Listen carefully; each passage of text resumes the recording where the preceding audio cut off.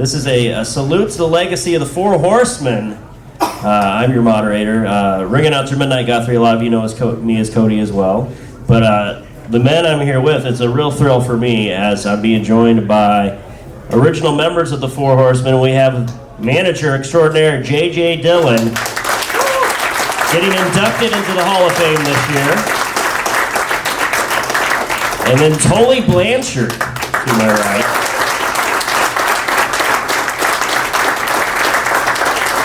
And this is a real special treat. One of the, really the original foes of the Horsemen when they made their inception. Magnum TA, everybody. Magnum TA.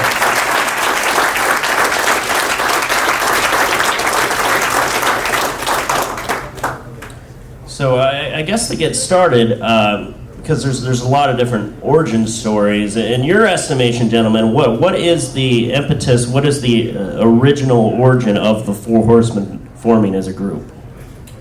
Officially. Who are you asking? JJ, you can start, yeah. Well, a lot of things that are successful in wrestling that are some person's creative idea. Sees something special between a group and puts them together. And in the case of the Four Horsemen, it was the exact opposite. It was a very spontaneous thing. And we were doing TBS TV. We were working 7 days a week.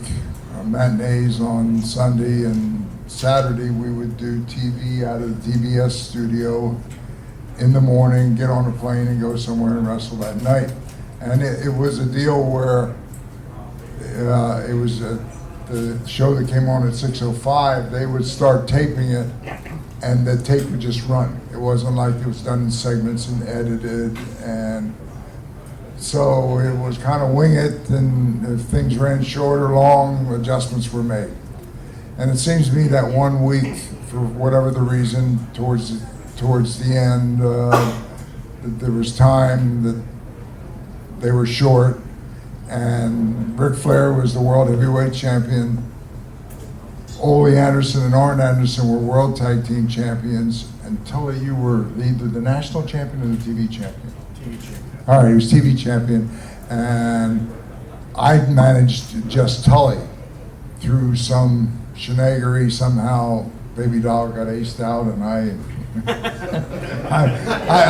don't remember the details of how I pulled that off, but anyway, I only managed Tully. So as it was, somebody said, oh, you guys got all of the championship belts, all the gold, so all of you go out there at the same time and give you a chance to tell the fans, you know, what towns you're going to be in. There was an 8-man tag match coming up. Oh, they're okay. It was an 8-man tag match coming up. I knew there was some reason why they all of us went out there, and I went out because I managed Tully.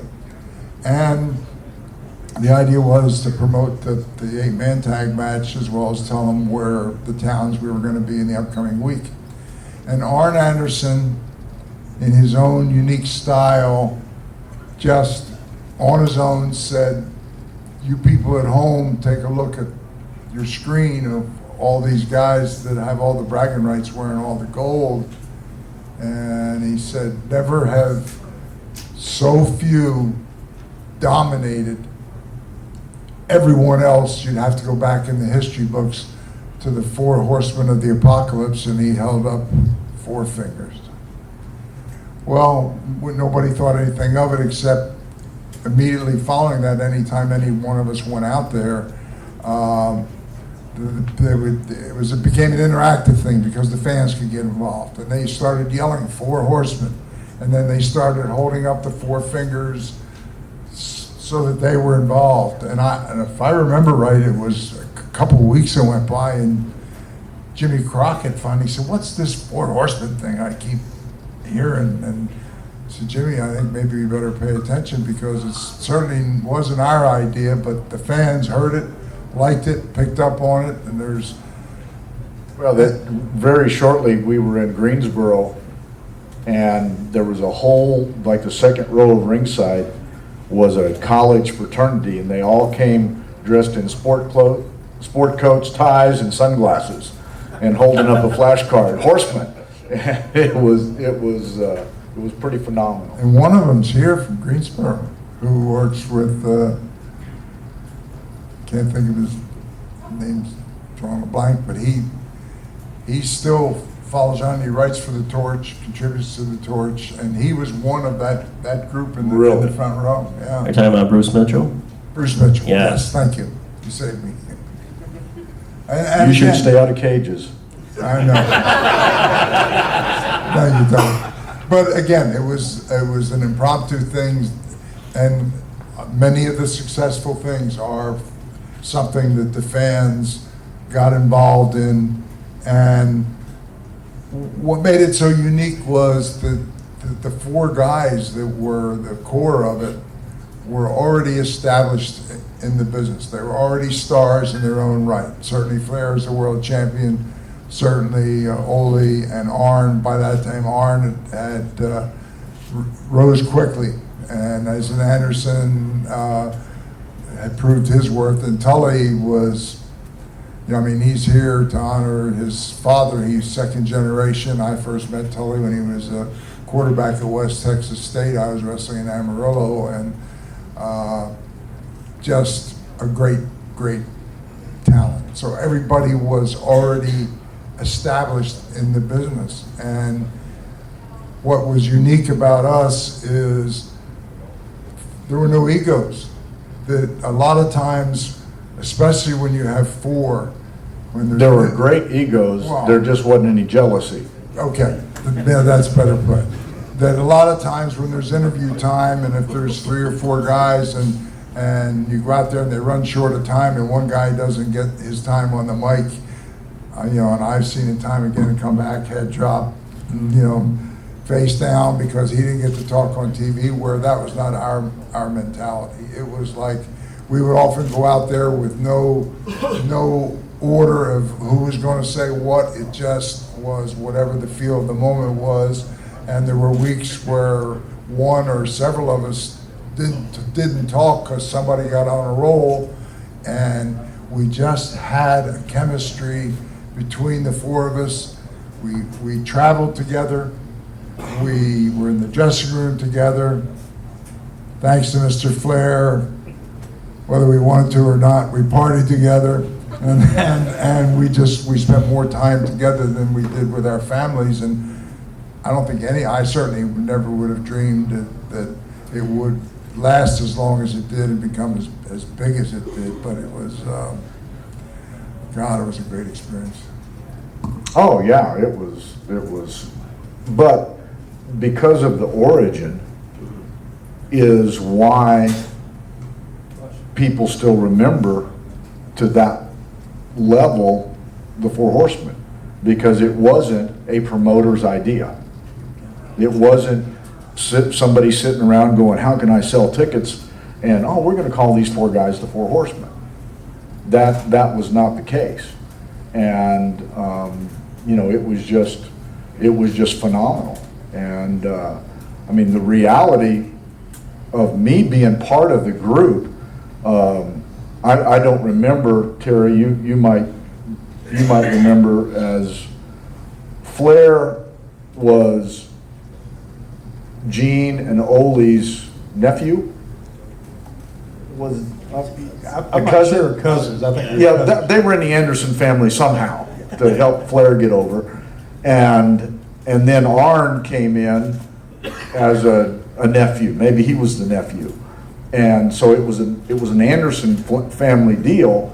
And then in that 8-man tag match, my only claim to fame was I was wrestling the Booker. So he was going to be in the 8-man, so I got to be in the 8-man, and they couldn't get rid of me. Or JJ. So yeah, I became the manager of the whole group, which was kind of sweet for me. And it just, what was unique too, in the history of the business, I've been with a lot of people that were not fan favorites that I've managed, and they grow in intrigue and people get excited to see them. But then the first time they get beaten, they're never quite the same. They're never as hot as they were. And we had a certain amount of magic that we could go out week after week and, you know, leave the ring in our own blood, but somehow manage to bring the belts with us. And then as long as they give us the TV time the following week for us to create our own version of what took place the week before, the fans used to look at us and say, you know, knew that we were bold-faced. In their opinion, we were bold-faced liars, and thought, well, they need to get them back in the ring and give them a worse beating than what they took last week. And that's a nice situation because people wanted to continue to buy tickets to see us. They just like watching us get beat up. Yeah. And again, when we ambushed Dusty on video, some of the things that we did, we eventually ambushed Luger when we got rid of him, and we were maybe ahead of the curve in doing things on video that had impact. And I remember the one with Dusty where, you know, he was our arch nemesis, and all the others that, you know, whether it was the Road Warriors or Terry before his tragic accident, or Jimmy Valiant, and you could go right down the list, and Jimmy Garvin. And so our logic was, instead of picking off Sam Houston and picking off these other guys that were, you know, the followers of Dusty and part of his team, instead of picking them off one by one, we're going for the big dog. And if we get the big dog and make an example of him, then what are the other guys going to think if we do damage to him? So that was the whole concept of us setting up, waiting in ambush for Dusty to come to the office in his red Mercedes, and we followed him in and boxed him off so that he couldn't escape, and then we hog-tied him to the truck and smashed his hand. And there were people who thought that we should have been arrested for assault and criminal charges brought against us. I mean, it was unbelievable impact with what was a one-camera shoot. Again, because the business has changed. Now they show a lot of things behind stage on video. We established right from the very first moment that why there was a camera shooting it. Because we said we hired the cameraman. We were doing this by design, wanted it captured, even told the guy, make sure you may not like whatever you're going to see, but tape it, and we're paying you big money. So that kind of explained why they taped it all. And then the next step was Tony Schiavone and David Crockett were appalled, you know, that oh my God, you know, and then if they were that appalled, why would they want to then show it on television?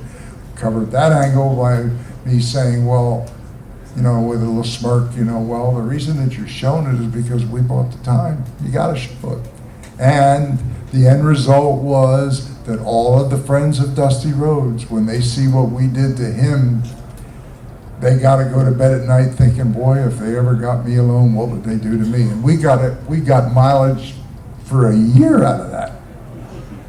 Well, and that viciousness of the Horsemen, it was such a huge factor, I think, as far as drawing the big crowds and people getting invested, because it wasn't just top heels coming out cutting great promos to get people in. It was, you guys are classy, but then you got this vicious side to you that knew no bounds, because you'd go after Dusty, you'd go after Magnum, you'd go after Sam Houston, you'd rub Ricky Morton's face into the floor of the studio. It didn't matter, you were taking somebody out.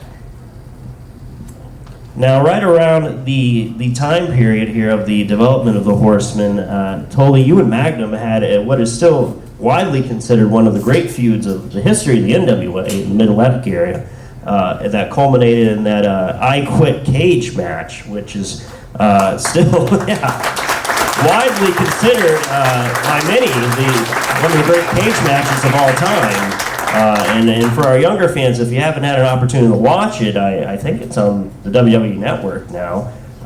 It's pretty brutal. Just a phenomenal ending to that match. I mean, for you guys, would you consider that a highlight of your careers, or what are your thoughts regarding that very memorable cage match? Well, at that time, it was the culmination And it didn't have to be the culmination, but it was. But it was from, when did we do the thing, and Baby Doll came back from the 30 days and handed me the roll of quarters. Was that in May or April or something? Yeah, I think so. That was in Charlotte, right? Yeah, Yeah. and that was a Sunday afternoon, and that whole thing started when I hit him with the roll of quarters that Baby Doll gave me, and then they magically disappeared out of the ring, and there were Coin collectors everywhere.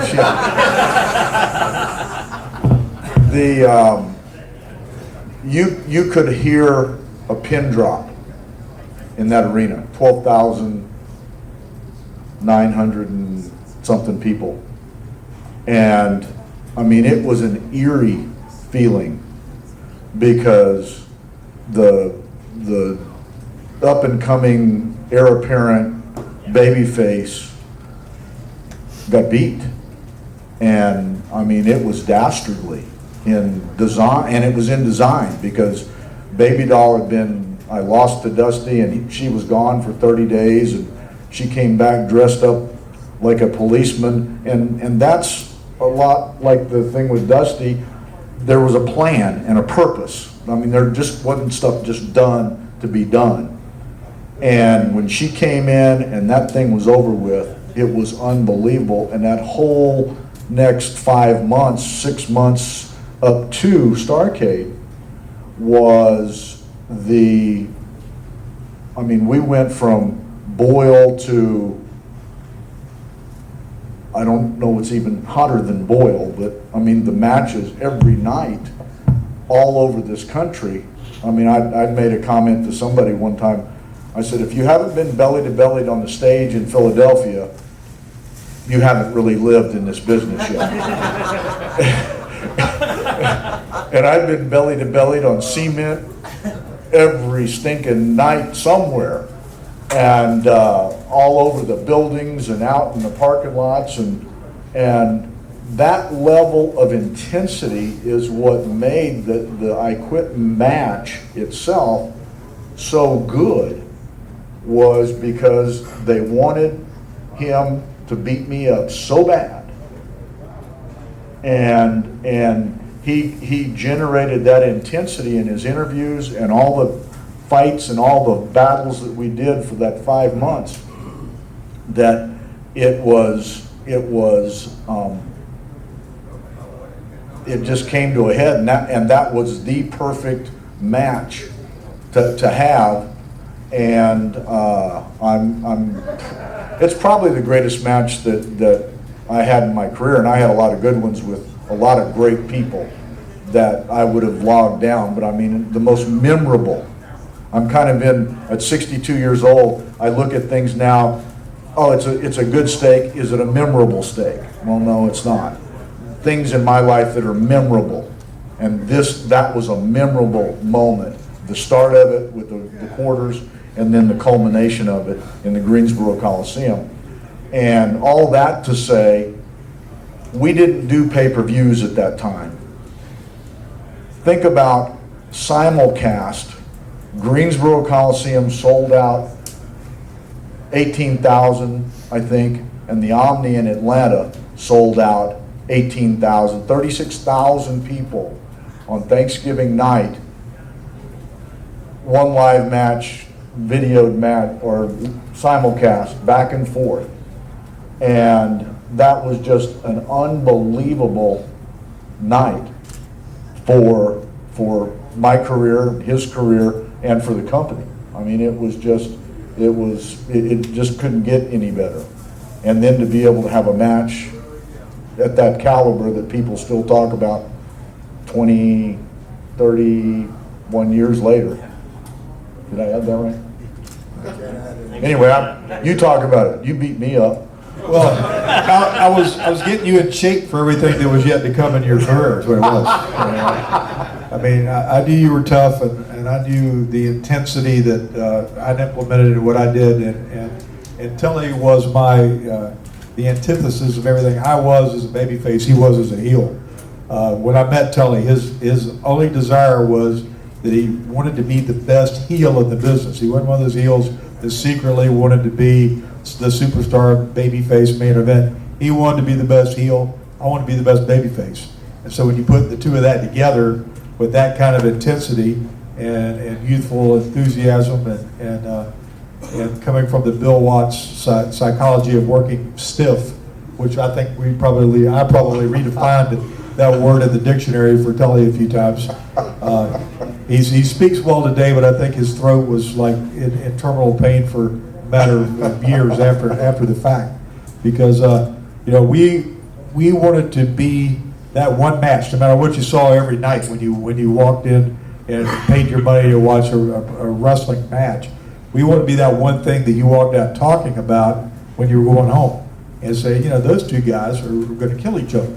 And literally, we took it to a level. Every night, it didn't matter where it was. We could be 3 rows deep at ringside, fighting on the floor, or as you said, up on the stage. Or we would have done it anywhere. We even had jokingly kicked around about getting into it in Virginia Beach at the nightclub there that we went to. We knew we would both end up in jail, but we thought it would be it'd be good PR. So thankfully that never happened, and so I didn't have to get a mugshot.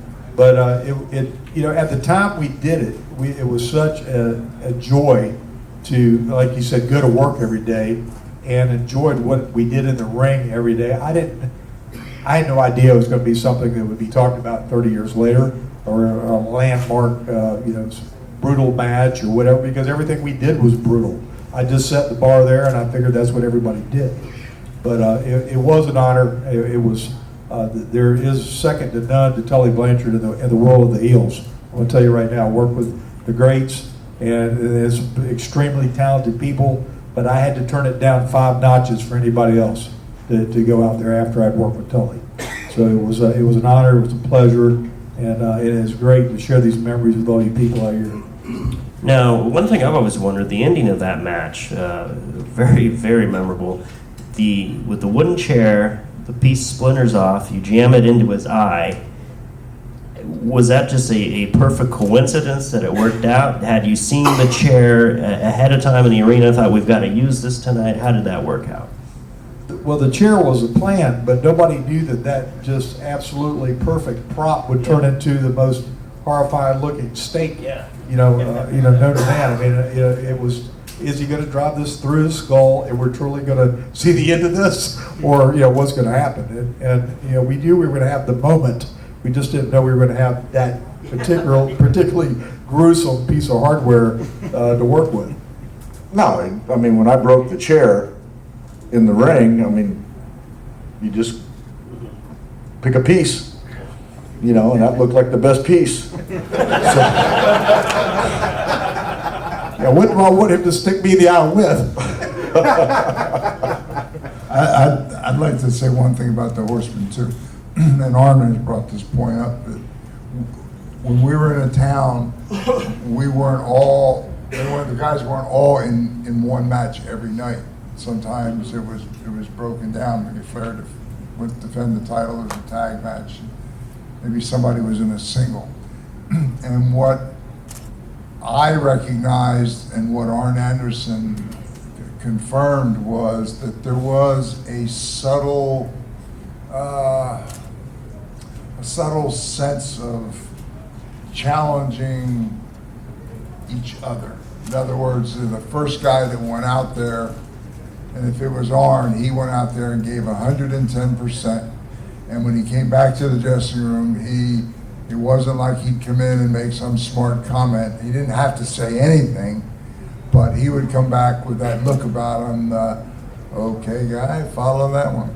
And so that became our standard, that anytime any of us went out, you knew that you were going to get the absolute best match no matter where we were positioned on the card. And I think over a period of time, though the fans may have hated us as a stable in the beginning, they finally learned to love to hate us because we earned their respect by going out and giving it to them every night. And one of the things I say about Flair, and I've seen this in all the years and as I've moved around different parts of the world, you know, there's always a town that you have anticipation is going to be really good, and you get there, and whether the TV got preempted that week or whatever the reason, the crowd is not anywhere near what you were anticipating. And I've seen a lot of guys in this business who had the attitude, oh, well, we can kind of take it easy tonight, this is a night off. And not only with Flair, but with each guy here, their mindset was that the people who did buy a ticket that night and were there because they saw the Horsemen were on the marquee came with that anticipation. And so we always felt we had an obligation to them, whether there were 500 people there or 5,000 or 25,000, to go out and give them what they anticipated. And I think they further respected us because they knew that they got the same effort. It had nothing to do with the size of the house. And the other point I want to make is that the Horsemen did not draw just by our name only because we walked out there. There had to be somebody on the other side of the ring. And rest his soul, Dusty Rhodes was the catalyst for most of that time. He was the leader.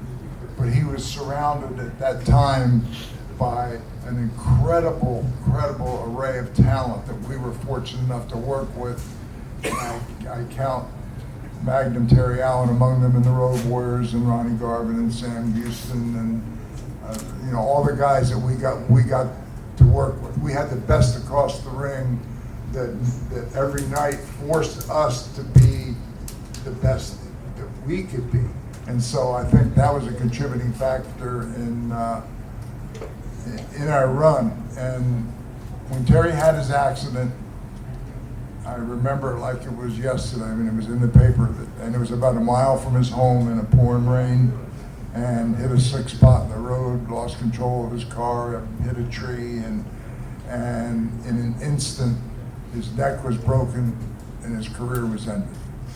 And if there is one person, and not just because he's sitting here, but if there's one person who had an unlimited future as to where he was going to go, it's Terry Allen. He was destined for many of the things he's talked about, the dues that he paid, the style he developed, what he delivered when he was in the ring.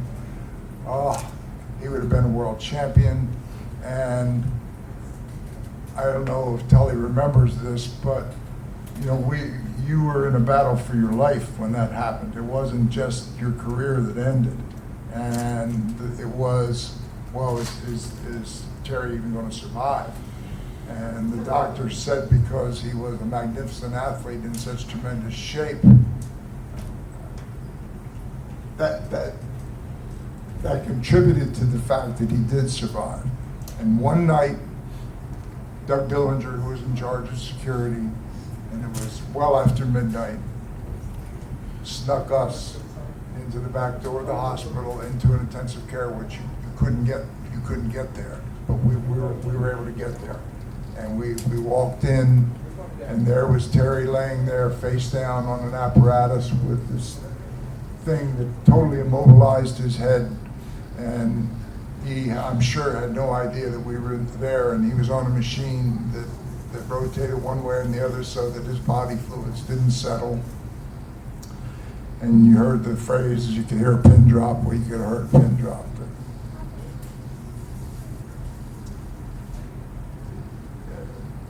But nothing was said or needed to be said, because as we looked at him, praying that he recovered, it could have been one of us.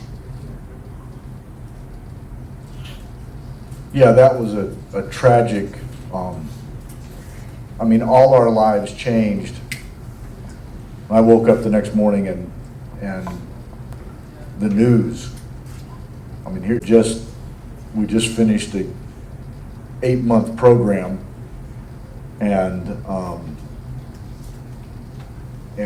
business is booming and everything is looking great, and one of our key players was gone just like that. It was crazy.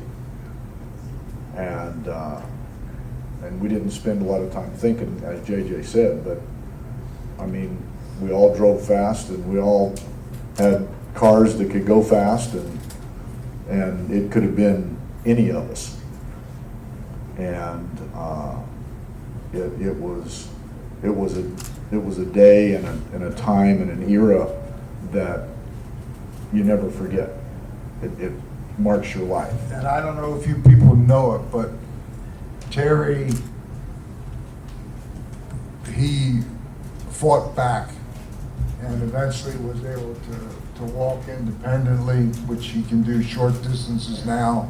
And he told me the other day that when they invented this device that's sitting over there, it changed the quality of his life because it allowed him to have mobility.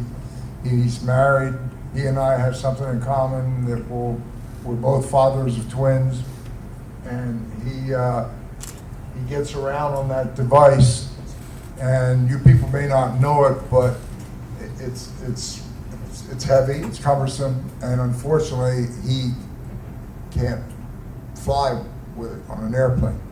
And when Kyle Klingman invited him to come here, knowing that you people would be delighted to see him, that it involved Terry, and he brought his family with him to get in a car and drive from his home all the way across the country, and it took a week to come to Waterloo to be here to see you people.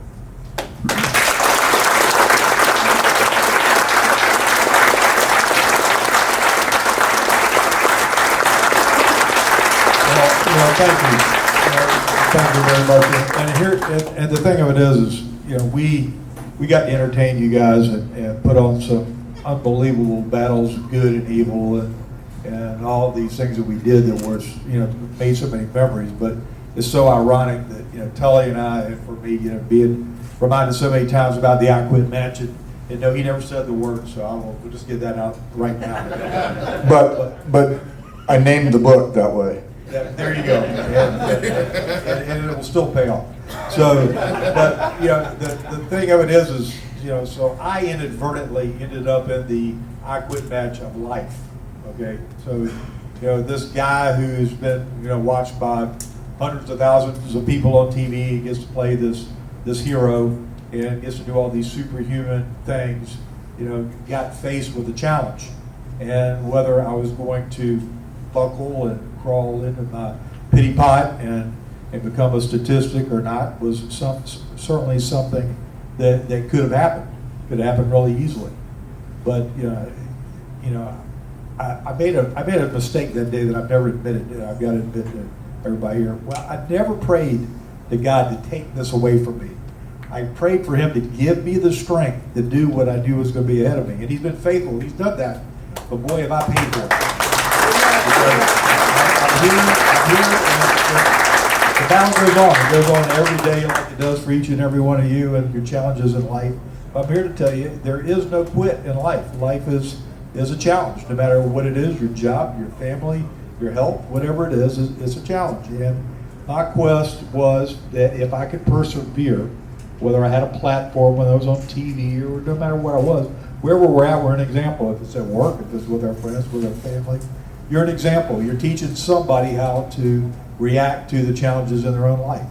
And if I could do anything and give back to all the people that supported me as I entertained them, and literally the hundreds of thousands of letters I got while I was in the hospital, I wanted them to see that, that thing we lived by wasn't just something that sounded good. Tully got to where he got to be by hard work. Nobody gave it to him.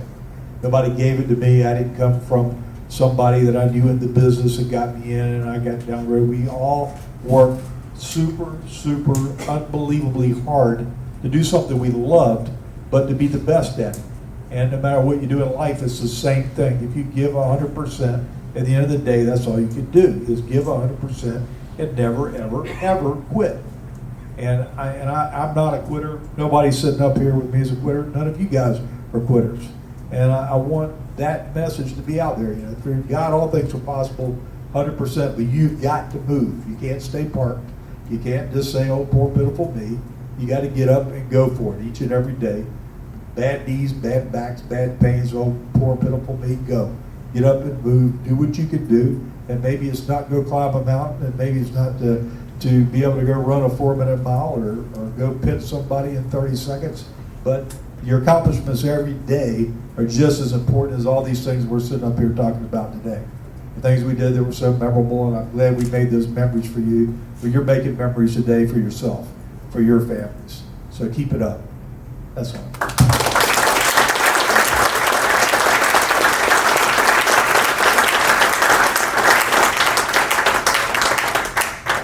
Let's talk a little bit about the membership of the Horsemen. You started out, you had Ole, Arn, Rick, Tully, JJ, and then eventually Lex Luger was briefly in the fold, Barry Windham was briefly in the fold, and finally, not briefly, very finally remembered, Great Horseman. He was there the longest. My question is, as far as membership goes, I know you guys are all friends. Did you have input into who actually formally joined the group? Was it a booking decision put on you? Well, Ole got fired. Surprise. And so they had found this specimen down in Florida that they wanted to get him over in a hurry. And so that was a booking decision. And Lex was with us for a while. Let's tell the truth. Barbara Goodish is here. Barbara Goodish is the widow of Bruiser Brody. And Lex Luger was green and inexperienced. I wasn't there. I don't know exactly what happened, but there was a cage match in Florida between Bruiser Brody and Lex Luger, who had an incredible body. And I don't know what Lex did, but apparently Bruce took exception to it and gave him the beating of his life, to the point that I understand that Lex climbed out of the cage, went to the dressing room, packed his bag, and was gone.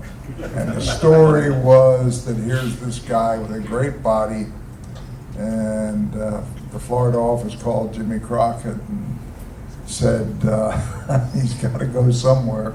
Can you guys do something with him? And that's where, with Ole gone, and we were able to take a guy who had a great body and able to camouflage his lack of experience because of the ability of the other guys. And that's the true story. I didn't even know that part of the story. Yeah. So anyway, but it just, you can only go so far, and it just wasn't working. And then Arn and I were wrestling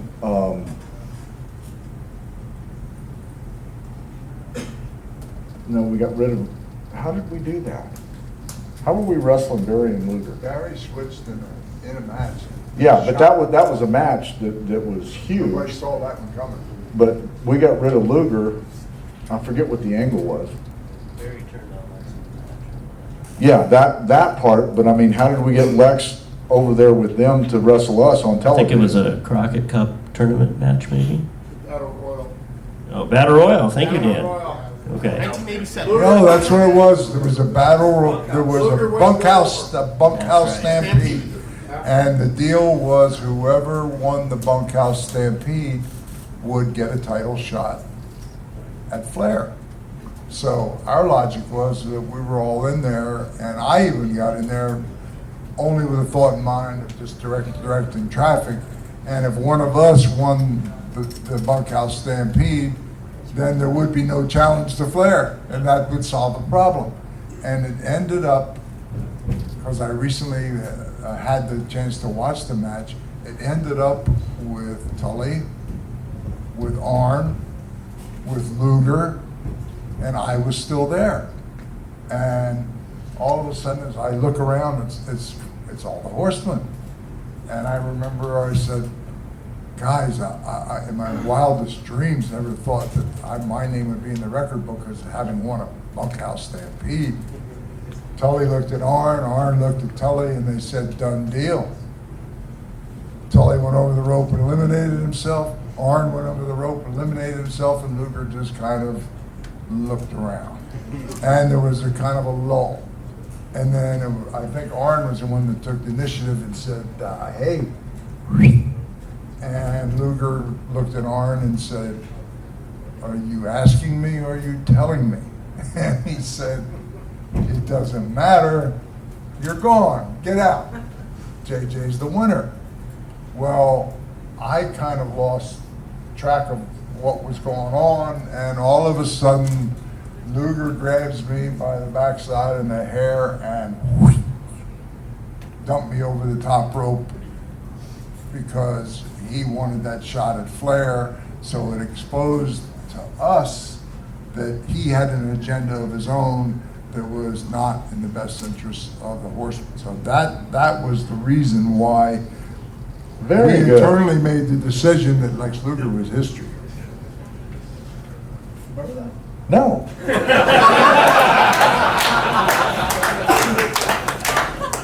That's how memorable that part was.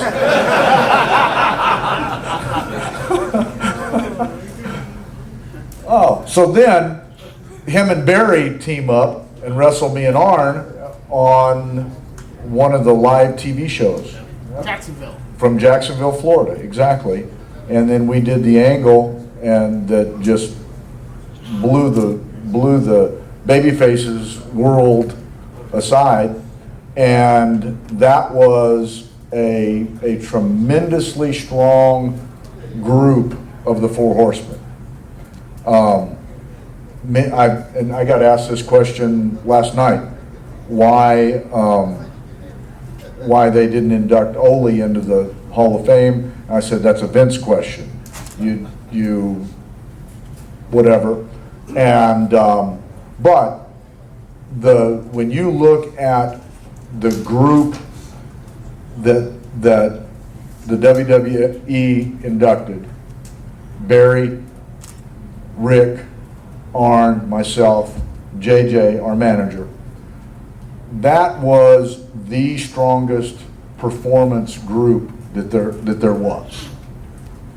And it dynamically changed my role, because I went from the other single when it was Ole and Arn being the tag team. I went to the tag team, and Barry went to the other single. And it gave us so much more flexibility. And Arn and I could wrestle the Rock and Roll Express or the Road Warriors. And it worked. And Barry could wrestle anybody. Flair could wrestle anybody. And it worked. And that, in my opinion, is why that group is justified in going into the WWE Hall of Fame. Because of, and I mean, it was 2-3 years at that time. And the reason that it died is promoter issues. Pure and simple. I mean, you can't give a whole bunch of money away and not take care of the people that sell seats. And when some of us had enough, I could only get thrown off the jet once. I'm going to relive a moment with you. Go ahead.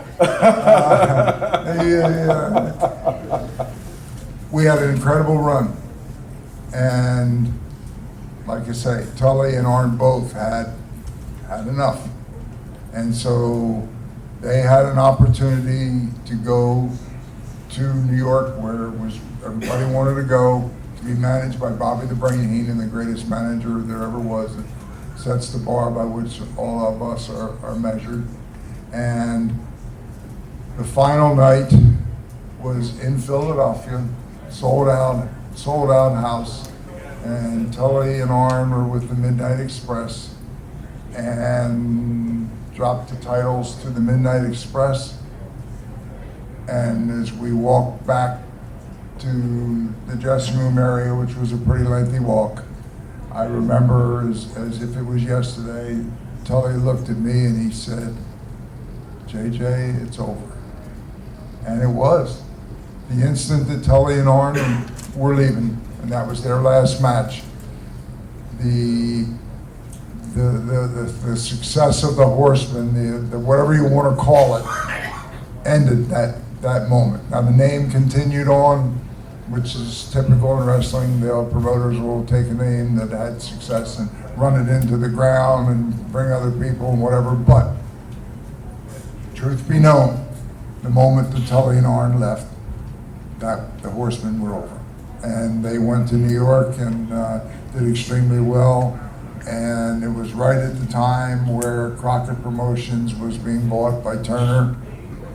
And Tully called me not too long after that and said, "Hey, I don't know what your situation is with all that's going on there, but Vince McMahon and Pat Patterson were booking 3 tours a night with all of the TV and needed help, and some people said some good things about me, and he said, if you're interested, make the phone call." And this was like November, and in February I was walked off camera because that was the ground rules with Vince. He wasn't hiring me to be an on-camera personality. It was for whatever creative skills I had and my attention to detail. And People take care of their business the way they want to take care of it. And all we could do was go do what we did. And it was a lot of inside stuff at that point. Will be in my book that comes out this fall. So, and truly, I did. I just changed the name of the book to "I Quit." Well, mine's coming out next year, so I'm glad you let me know that. So we don't have a fixed message.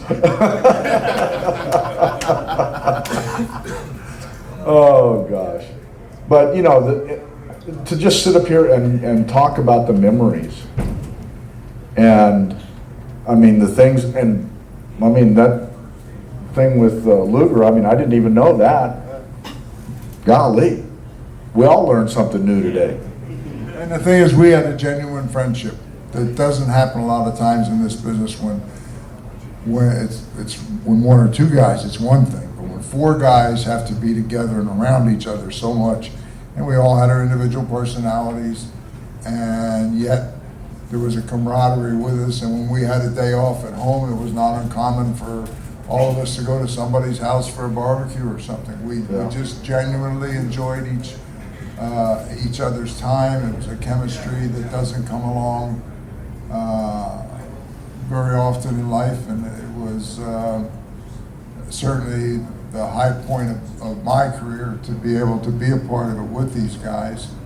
And what was amazing was years later, Flair and Shawn Michaels, WrestleMania. And it was going to be, as I remember right, Flair lost, his career was over. And so on that Monday, I got a phone call like Wednesday. Howard Finkel, who hadn't called me in years and years and years. And he said, well, let's just talk now. But he said, we want to do a tribute to Flair Monday at Live Raw in Orlando, which was always a hot town for us. And he said, would you agree to come here and appear as a surprise? And I guess Tully got a similar call. And we all said, certainly, to be able to walk out there and it wasn't a surprise to Rick because we were there earlier in the day and he knew he was there. But in terms of the moment and Triple H, they didn't tell us anything. All day we hung around there, and about 20 after 10, and it went off the air at 11. John Laurinaitis just briefly told us not much. And at 20 to like 11 it started.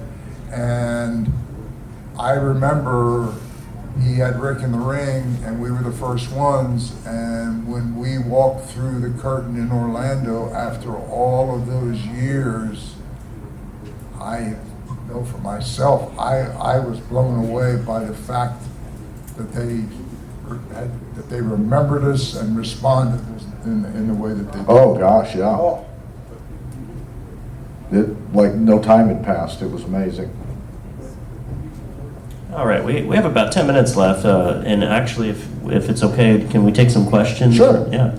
All right, you got your hand up over there. All right. Gentlemen, how are you? Great. All right. Now, Magnum, I definitely got to ask you, when the Horsemen were formed in 1985 and the end of September, when the fans were climbing the cage, take me through that one. And Tully, for you and JJ, 1990, you were in the locker room and thanks to shootout, what happened? The contract. Magnum, you want to answer first? What cage were they climbing over? Tell me.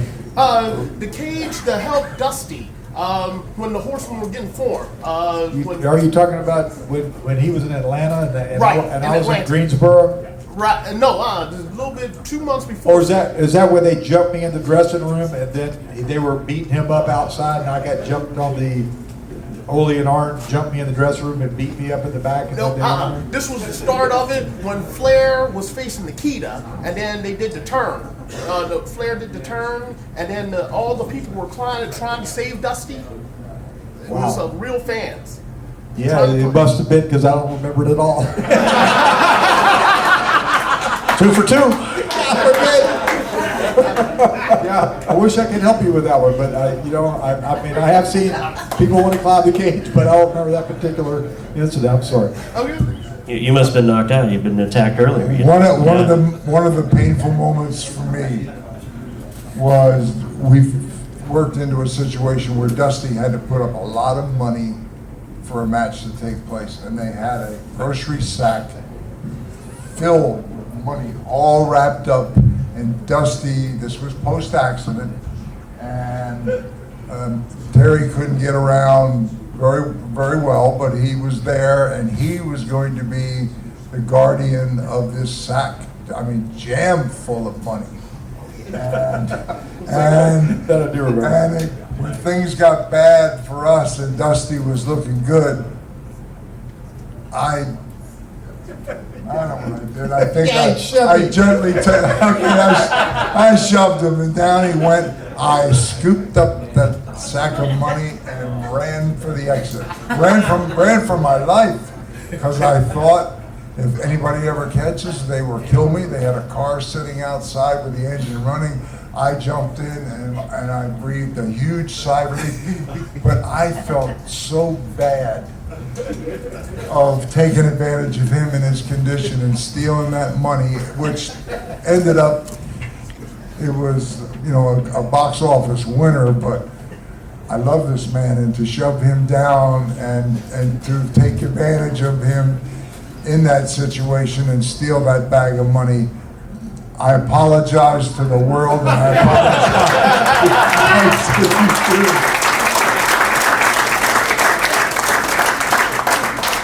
Well, I kind of figured like I had so many receipts coming to me, it really didn't matter. As I looked around, you were coming up the aisle after me, and that made me feel even worse.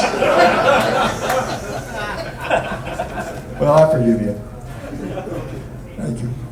Another question? I got a question. You guys were white hot heels. Was there ever behind the scenes any talk of turning you guys face at all? No. Never. No. They loved to hate us after a while, so we were, I don't know what we were. Right there in the Trevor there. Yep, thanks. JJ, I had mentioned this to you out in Vegas the first time I met you at CAC, and this is directed toward you, Tully.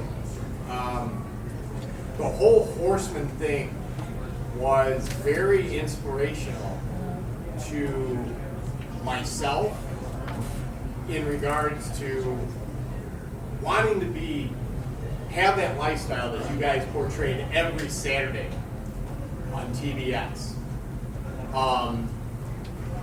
My first love was baseball, injury, wound up going to wrestling. And for 26 years, because of JJ, you, Arn, Rick, and Barry, I've been able to live a dream. So thank you, number one. Number two,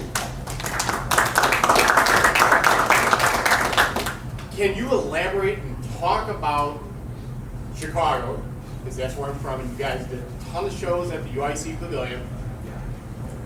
Most specifically, when your driver unexpectedly passed away a day after you guys had him out. We used to go to the Snuggery. The Snuggery, or down on Rush. Do you remember that incident when you guys had the driver with you for 24 hours? Rick talked about it. Yes, Where- every time he would come and pick us up, say, Mr. Flair, please don't keep me out all night.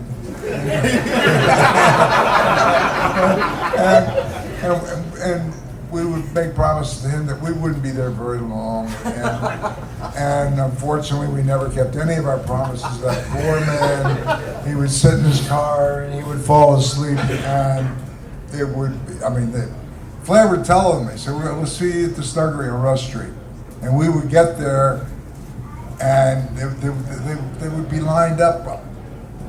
I never thought I could ever say we would live like rock stars, but at that point I think we kind of were. And we were on Rush Street. Yeah, we go in there and we would drink to our limit and then be on. And at the end of the night, where's our bill? There is no bill. And it doesn't exist. And Specifically, as far as, okay, let's say you guys were in Atlanta on Friday night and you guys are coming to Chicago on Saturday. Don't know if you guys had a booking on Sunday. Yes, we had a booking on Sunday too. Okay, talk us through a typical Saturday, because I know you guys would go to the Drake with Bruce McArthur. He would pick you guys up, correct, or send a car? He usually picked us up. Him and Flair went to school together. Correct. And we'd stay at the Bismarck. Mm-hmm. And they'd give us the top floor of the Bismarck. But wherever we wrestled on Friday, we flew to Atlanta that night because 10 o'clock in the morning you were on TBS Studios, and you taped the 6:05 TV show Eastern Time, and that was 2 hours, and then we taped the Sunday show right after that, and then immediately went to eat on the way back to the airport to jump on the plane to wrestle someplace on Saturday night. And they were always big shows. And then on Sunday, we always had a 2 o'clock and an 8 o'clock. And it was every week that way. And then the week would slow down because Monday you'd have a town somewhere, and then Tuesday we had the syndicated TV shows to do. Greenville Monday. And then Tuesday we had at 8 in the morning we started interviews to put in the syndicated shows where they would go out and this week, next week, in 3 weeks, or whatever the case might be. Those were all put in the TV shows, and we did interviews from 8 to about 3 whenever you could jump in the car and go to the airport to make wherever you were wrestling on Wednesday night. And then you had only 2 single shots on Thursday, Friday. It was almost like being off. And so you just go and work out and kind of be sane, and then it would start over again. And we normally had 1 or 2 days a month off, maybe. These guys used to train every day. They trained hard. They really did, and they did sun tan, which neither of those I did. The only thing that I don't remember in all those times, all those days, was I don't ever remember us ever sleeping. On the plane. Okay. But it was, Chicago was a fun place. And the Snuggery was it, and Bismarck, and And the poor limo driver did have to stay up a long time. All right, well, it's 1:30. I've been given, well, we'll give Bruce a chance here, and then we got to cut it off. I promise I'll be quick. Okay. I'm one of the people that had the privilege of watching you guys month to month on the front row of the Greensboro Coliseum, including the People's Money match. And I'm still friends with the folks that we had a regular group who went all the time. Magnum, you know my friend John Hitchcock, and we had a barrel of fun. You guys were more fun than a barrel of monkeys. I mean, it was and the high level of performance. We would sit there and we talk, and my friends and I talk about this to this day. We would go, I can't believe it was that good and it was that much better than the last time. And there was sometimes an intermission we'd go, well, we've got Arn and Tully and Rick coming next in Midnight Express and the Rock and Roll Express and whatever it was. We had so much fun, and I thank you so much. Just a great That's time. Bruce Well, Mitchell that you were referring thank to you. earlier in the suits with his friends. Let me not only thank Bruce Mitchell, but thank the fans for all of those years in all of the towns and everywhere that I went, because you supported the Four Horsemen, you supported professional wrestling. If it hadn't been for you wonderful fans, we wouldn't be sitting there.